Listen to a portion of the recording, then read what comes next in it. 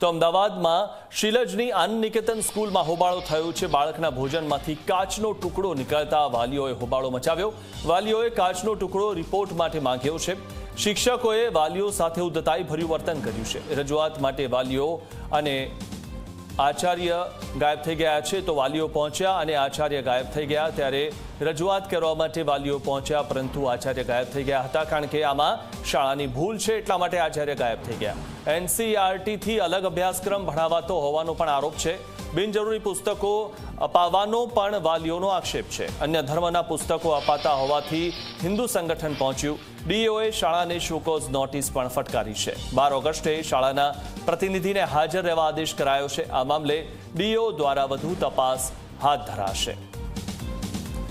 તો ઉલ્લેખનીય બાબત એ છે કે નાના બાળકોના ખાવાની જે વસ્તુઓ છે તેમાંથી કાચનો ટુકડો નીકળ્યો છે અને ડીઓએ શાળાને શોકોઝ નોટિસ ફટકારી છે।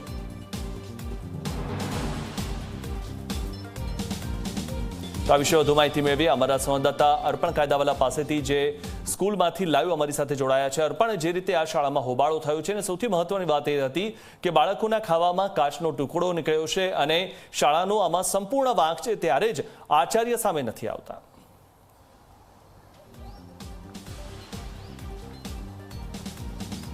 મિથુન, હાલ તો જે હોબાળો હતો તે શાંત થયો છે। હું શાળાની બહાર તરફ જ છું। આપ જોઈ શકો છો, આ એ જ આનંદ નિકેતન શાળા છે કે જ્યાં પ્રથમ જે વિષય છે તે બાળકોને અપાતા ભોજનને લઈને સામે આવ્યો હતો। તેને કારણે અહીંયા વાલીઓ ખૂબ જ મોટી સંખ્યામાં એકઠા થયા હતા અને પોતાના બાળકોના સ્વાસ્થ્યને લઈને તેમને ચિંતા વ્યક્ત કરી હતી, કારણ કે જે સ્પેસિફિક કેસ આવ્યો છે તેનામાં બાળકના વાલીની ફરિયાદ છે કે જ્યારે બાળકને ગઈકાલે નાસ્તો આપવામાં આવ્યો હતો શાળામાંથી, ત્યારે તેના ટુકડાઓ નીકળ્યો હતો અને આ ટુકડાની જે આખી ફરિયાદ હતી તેને લઈને જે સ્કૂલ પ્રશાસન છે તેને ખૂબ જ બેદરકારીભર્યું વાતાવરણ અહીંયા દાખ્યું હતું। જેમનું જે વલણ હતું તે દાખ્યું હતું અને તે બાદ ખૂબ જ મોટી સંખ્યામાં અહીંયા વાલીઓ એકઠા થયા હતા। હાલ પણ જોઈ શકો છો, સ્કૂલનું જે રિસેપ્શન છે ત્યાં અંદરની તરફ વાલીઓ એકઠા થયેલા છે, જે પૈકીના કેટલાક સાથે આપણે અગાઉ વાત પણ કરી ચૂક્યા છે। અને અહીંયા આવ્યા બાદ વાલીઓએ અન્ય એક વિષય પણ મીડિયા સમક્ષ રજૂ કર્યો કે શાળામાં છેલ્લા 1 મહિના કરતાં વધુ સમયથી સર્વધર્મ પ્રાર્થના સભા જે છે તે નથી યોજવામાં આવતી, બંધ કરી દેવામાં આવી છે અને બાળકોને વિવિધ મોટિવેશન માટે અન્ય ધર્મના પુસ્તકો વાંચવા આપવામાં આવતા હોવાનો આરોપ શાળાના જે વાલીઓ છે તેમને લગાવે છે। પરંતુ જેટલા આરોપ છે તેની સામે હાલ શાળા તરફથી સત્તાવાર કોઈ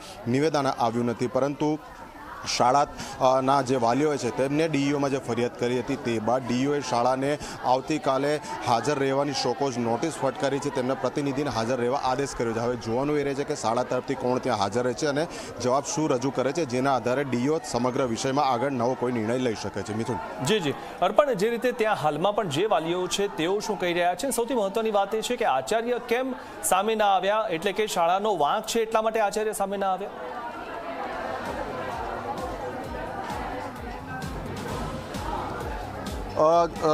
મિથુન, હાલ આપણે કોઈ પણ કન્ક્લુઝન પર પહોંચવું ઉતાવળ્યું ગણાશે, પરંતુ હાલ તો જે શાળાના વાલીઓ છે તેમને આરોપ લગાવ્યા છે, આપણે તેમની પ્રતિક્રિયા પણ લઈ ચૂક્યા છે અને હાલ જે મુખ્ય આરોપ છે કે શાળામાં અન્ય ધર્મના પુસ્તકો અપાય છે, તો આ વિષયને લઈને કેટલાક હિન્દુ સંગઠનના આગેવાનો અને યુવાઓ પણ અહીંયા પહોંચ્યા હતા। હાલ તો તેઓ પણ દૂર સુધી ઊભા છે અને શાળા તરફથી સત્તાવાર શું કહેવામાં આવે છે તેની રાહ જોઈ રહ્યા છે। પરંતુ હજી પણ અંદરની તરફ આપ જોઈ શકો છો, વિવિધ જે પેરેન્ટ્સ છે તે અહીંયા એકઠા થયેલા છે અને તેમની જે રજૂઆત છે તે મેનેજમેન્ટ સમક્ષ કરવાનો પ્રયત્ન કરી રહ્યા છે, પરંતુ શાળા તરફથી કોઈ જ અહીંયા સત્તાવાર ઉપસ્થિત નથી, એટલે તેમને કોઈ જવાબ નથી મળી રહ્યો। એટલે ખૂબ જ ગંભીર આ મુદ્દો છે। હવે જોવાનું એ રહે છે કે આ મામલે શાળાના કોઈ પ્રતિનિધિ સામે આવે છે કે નહીં અને તેમને શું ચોક્કસ જવાબ મળે છે। જી આપ અમારી સાથે જોડાયેલા રહો। તો જે રીતે આ શાળામાં હોબાળો થયો છે અને સૌથી મહત્વની વાત એ છે કે જે આ મુખ્ય મુદ્દો હતો, આપ જે આ દૃશ્યમાં જોઈ રહ્યા છો, કાચનો ટુકડો જે નાસ્તો આપવામાં આવ્યો હતો તેમાંથી આ કાચનો જે ટુકડો મળી આવ્યો હતો। અને સૌથી મહત્વની વાત એ છે કે આ તમામ જે પણ શાળાઓ છે કે જે શાળામાંથી ખાવાનું બાળકોને આપતા હોય છે તેમાં તેમની પાસેથી પૈસા તો વધુ લે છે, પરંતુ આ રીતે કાળજી પણ નથી રાખતા અને કાચનો ટુકડો જો આ નાના બાળકના ખાવામાં આવ્યો છે, જો તેના શરીરમાં ગયો હોત તો તેની શું હાલત થાત।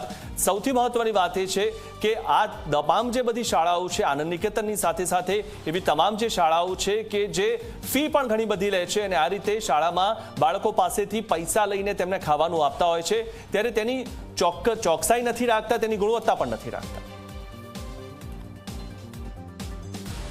પુસ્તક હોય એના ઉપર વાંચવા માટેનું ખાસ કરીને એ ધાર્મિક કોઈક પુસ્તક છે, એનું સ્પષ્ટ નામ આપ્યું નથી, પરંતુ એ પ્રકારના પુસ્તકોનું વાંચન કરવા માટે શાળાઓમાં વિદ્યાર્થીને કહેવામાં આવે છે. તેવા પ્રકારની રજૂઆતો અહીંયા મળેલી છે.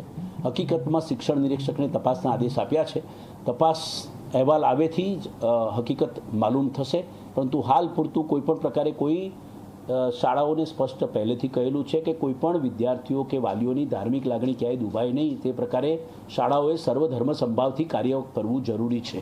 ત્યારે અહીંયા કોઈ એક ડાયરેક્શન જો આપવામાં આવતું હોય તો એ બિલકુલ ગેરકાયદેસર છે અને તેના તપાસ અહેવાલને આધારે અમે આગળ વધીશું.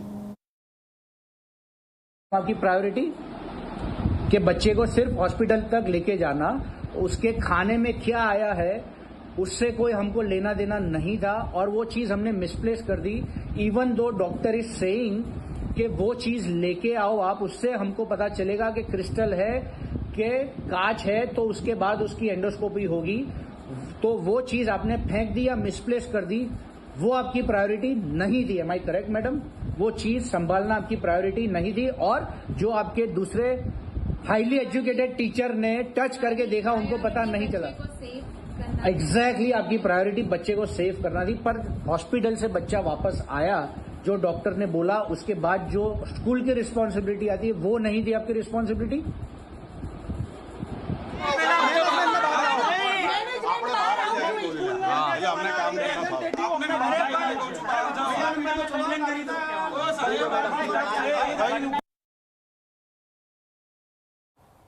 તો જે રીતે આ જે શાળા છે તેમાં જે મુખ્ય મુદ્દો છે કે જે બાળકના નાસ્તામાં આ કાચનો ટુકડો આવ્યો હતો. કે તમે બહાર નીકળો, અહીંયા વાત નહીં કરવાની, તમારે મેનેજમેન્ટ આવે એમની જોડે જ વાત કરવાની. અને કોઈ મેડમ કે કોઈ જવાબ આપતા નથી અત્યાર સુધી. અને આ ભાઈઓ પોલીસની ઓળખ આપીને ધક્કા મારીને અમને કાઢે છે અહીંયાથી. તમારી સાથે શું જવાબ આપ્યો? અમે અહીંયા જસ્ટ ઉભા રહ્યા હતા તો એ ચપ્પલને પહેરીને આવીને અમને કે તમને બધાને જોઈ લઈશ ને વિડીયો બનાવવા માટે. અમે પૂછ્યું કોણ છો તમે? તો કે પોલીસ છું. મેં કાર્ડ બતાવો. તો કે તને શું કરો બતાવો? ને આ બધાને ધક્કા મારે છે પેરેન્ટ્સને. એ છે કોણ? ટ્રેક પેન્ટ પહેરીને આવ્યા છે અહીંયા આગળ, ચપ્પલ પહેરી અને વિડીયો બનાવી કોને સાબિત કરવા માંગો છો? શાંતિનો ભંગ અહીંયા અમે તમામ બધા કોઓપરેશન માટે જ ઊભા છે. તમામ વાલીઓ અહીંયા કોઈ ગુંડા તત્વો નથી. તમામ લોકો અહીંયા સાથે તમને રજૂઆત કરવા રાજી છે. અહીંયા તમે જોઈ શકો છો સ્કૂલના તેમના વિદ્યાર્થીઓના ભણતા વાલીઓ છે. કોઈ ગુંડા લુખા તત્વો અહીંયા નથી આવ્યા કે અહીંયા આવીને મેનેજમેન્ટની જોડે કોઈ મારપીટ કરે. અહીંયા વાલીઓનું એક જ કેવું છે કે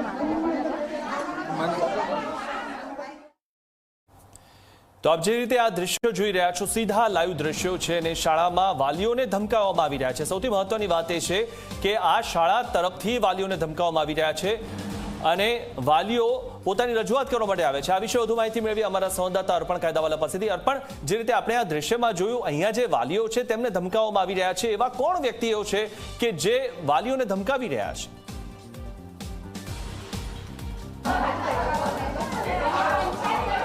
મિથુન, હાલમાં જે ઘટનાક્રમ સર્જાયો તેનામાં વાલીઓનો એવો આરોપ છે કે અંદર સાદા ડ્રેસમાં બે શખ્સો આવ્યા હતા અને વાલીઓએ તેમની પૂછપરછ કરી. તે સાથે સામેવાળા વ્યક્તિએ એવું કહ્યું કે અમે પોલીસમાંથી આવીએ છીએ. એટલે વાલીઓએ તેમની પાસે આઈ કાર્ડ માંગ્યું, જેની સામે પોલીસના જવાન અને વાલીઓ વચ્ચે શાબ્દિક બોલાચાલી હતી અને ઉગ્રભર્યું વાતાવરણ સર્જાઈ ગયું હતું. એટલે હાલ મામલો શાંત પડ્યો છે, વાલીઓને શાંતિપૂર્વક સાંભળવામાં આવી રહ્યા છે, પરંતુ સ્કૂલ પ્રશાસન તરફથી હજી પણ અહીંયા કોઈ ઉપસ્થિત નથી. એટલે વાલીઓ સ્વાભાવિક છે કે જે રોડ સાથે અહીંયા આવ્યા છે, સતત જે ઉગ્રતાભર્યું વાતાવરણ છે તે વધુ ન સર્જાય તેના માટે પોલીસના બે જવાન પ્રાથમિક તપાસ માટે આવ્યા હોય તેવું હાલ ફલિત થઈ રહ્યું છે અને તેઓ હવે બંધ બારણે વાત કરી રહ્યા છે. મિથુન.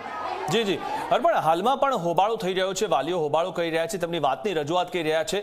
આપ એમની સાથે વાત કરો કે તેઓ શું કહેવા માંગે છે, કારણ કે મામલો જે હતો તેનાથી પણ બીજા અનેક જે વિષયો સામે આવ્યા છે. વાલીઓ શું કહી રહ્યા છે?